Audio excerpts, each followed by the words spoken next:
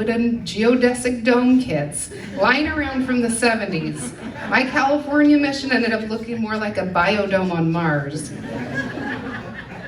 In 5th grade, I had to do a book report on Abraham Lincoln. Everyone else turned in a paper. My dad said, let's make a movie. He got his Betamax camcorder, dressed me and my friends and poor little Greg up in some ramshackle old-timey clothes he had lying around, and wrote a very hokey sketch comedy routine for us to perform. The teachers at my Catholic school had no idea what to do with this.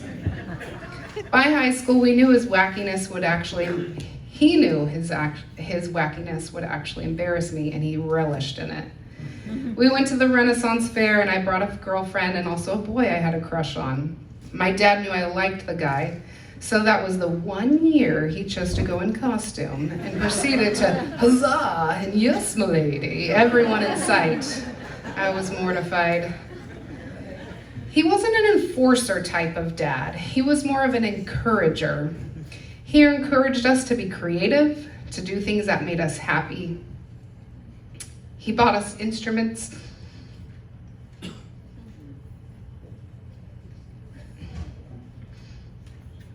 got this. And helped me to start writing songs. He encouraged Greg to start his own businesses and to do what he really wanted to do with his life.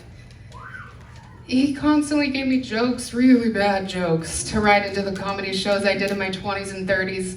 And even up until the last few years, he was still at it.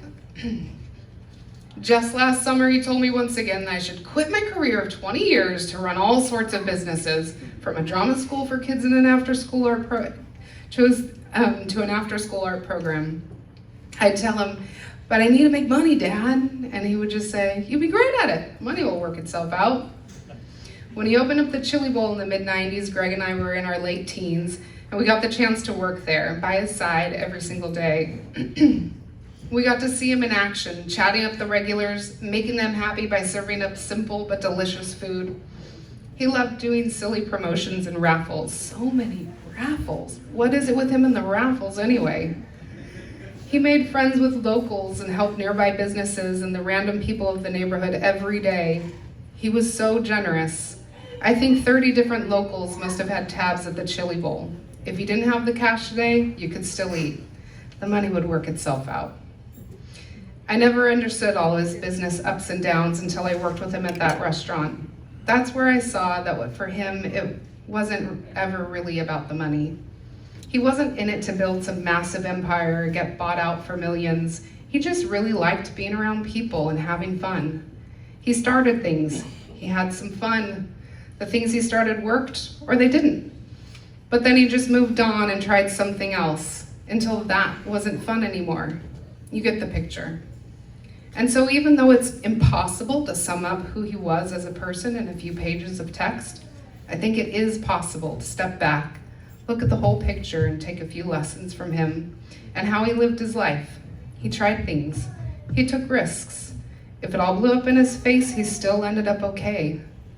All of these fun experiences didn't happen to him. He made them happen.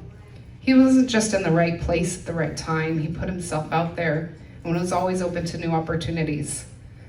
I hope we can all take that lesson from him. I think he'd be happy if we did. Try things. Live a life that makes you happy. And if things don't work out exactly how you wanted them to, you'll still be okay. Thank you again for being here.